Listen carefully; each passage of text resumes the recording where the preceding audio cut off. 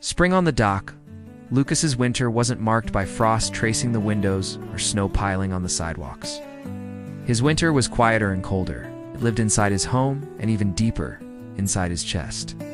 It was the kind of cold that came from absence, dry and sharp, the kind no coat could warm. His days felt shorter, not because of the sun, but because the house no longer held the glow Sofia carried wherever she went. The horizon of his life had shrunk to the four walls of the apartment that still echoed her laughter and kept the faint ghost of her perfume on the empty pillow. He had gone through a long autumn of memories. Every brown leaf spiraling across the park had the same warm tone the sun used to paint on Sofia's curly hair. The wind that carried the leaves away sometimes seemed to whisper pieces of their old conversations. Autumn had been nostalgic and tender, preparing him, without mercy, for a deeper cold. But somewhere in the middle of all that winter, defying reason and weather and every calendar on his wall, a small, stubborn spark of spring kept burning. It was the warmth of her name, Sofia, a soft syllable, then a firm one. A name that felt like a safe harbor, as long as that warmth existed. If nothing more than a coal beneath ash, winter would never truly win. A line from an old song he once ignored now carried the weight of truth. When winter comes, I want to be with you. When fall returns, I want to be with you. The reunion wasn't an accident. It was quiet, unspoken, as promised. She had left to care for her sick mother in a distant city. A departure life demanded with urgency and cruelty. Their "see you soon" had been spoken on that very same dock, carried by the river breeze and soaked in tears. Full of hope, but shadowed by an unspoken fear that time and distance might one day stretch too far. Months dragged by. They survived on video calls, interrupted by lag on text messages, trying and failing to hold the weight of longing. On small packages they sent each other, her favorite herbal tea, the book he'd once mentioned wanting to read. Those gifts were threads holding their little universe together, stretched thin over a wide, frightening gap. Then her mother got better. Life softened. Date was finally chosen, circled on his calendar like a lighthouse guiding him through those last exhausting weeks of waiting. Spring had already arrived in the city, but as spring, the spring had a precise hour and address. Dock 3. Late Saturday afternoon. The day arrived wrapped in a warm, golden light, the kind that shows up right before something important happens. Lucas dressed slowly, almost ceremonially. He chose his most comfortable jeans, the ones she always said looked good on him, and a simple white cotton shirt. Clean, new, a blank page waiting to be colored. Before leaving, he stepped onto the small balcony. In a clay pot he'd stubbornly tended for months, the single rosebush finally carried its very first Buddha, perfect red bloom. He didn't pick it. He smiled. The rose already knew where it belonged. The old wooden dock had always held stories. Darkened pilings sank into the river. The planks creaked softly under every step, as if whispering secrets. It smelled of water, algae, old wood, and journeys that began or ended right there. Lucas arrived early. He needed that waiting. He needed the ritual of anticipation, to feel the nerves building, to let the dock sink into Heimat's sights, its sounds, its promise. He stood with his hands in his pockets, eyes fixed on the meeting point where river touched sky. Every minute stretched into something close to eternity, measured only by the pounding of his heart. In his mind, a song was already playing, song that belonged to her, song filled with sunlight and flowers. Then first as a distant shape, then as a silhouette against the shimmering water, the boat appeared. A long, low horn echoed across the river, carrying something heavy and sweet that hit him right in the chest. Relief, fear, longing, all at once. The boat moved slowly toward the dock, majestic and steady.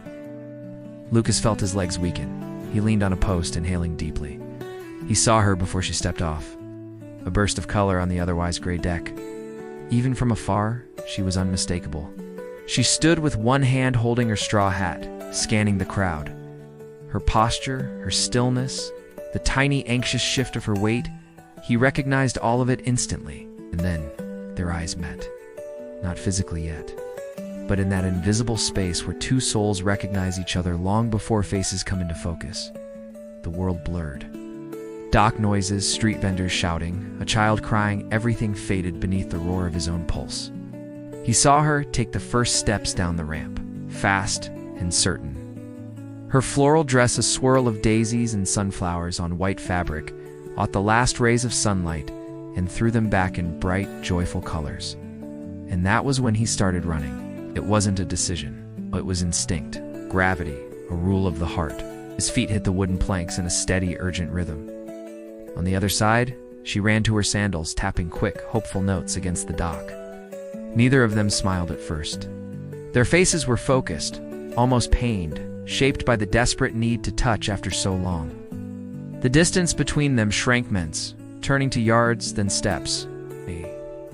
He saw details forming as she approached, curls escaping her hat, eyes shining, a trembling smile breaking through like sunlight after a storm. And then no more dock, no more boat, no more noise, no more people. Just the space closing between them and the soft, perfect impact of two bodies that had missed each other far too long. His arms wrapped around her, strong and certain, pulling her close back into the center of his universe, where she'd always belonged. Her floral dress crushed against his white shirt, leaving traces of color as if spring itself had painted him. He buried his face in the curve of her neck, the place that had always been home, and let out a breath so deep, so full of long nights and quiet ache, it felt like winter leaving his lungs.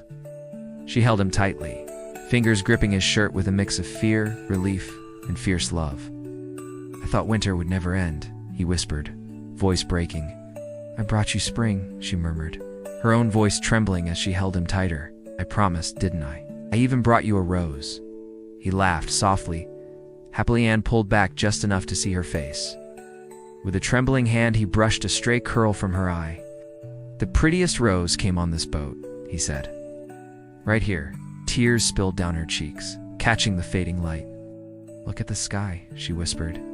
He glanced up. The sky looked like a painting, streaks of orange, pink, and deep blue, blending into dramatic clouds gathering at the horizon. A warm, heavy rain was coming, not the kind that destroys, the kind that cleanses. A first night of spring kind of rain. They stood there holding each other, time melting around them.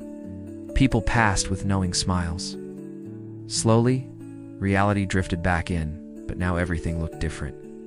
Sharper, brighter, lighter.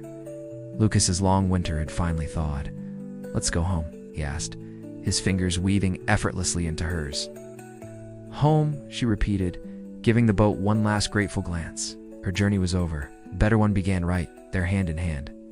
As they walked away, the first heavy raindrop fell, tapping softly against the wooden dock. Then another, then a few more. And they ran laughing toward cover, already knowing the truth. They were safe now. They were together. And after such a long winter, every drop of rain felt like a blessing. Because spring isn't just a season, it's the courage of a heart learning to beat again after freezing.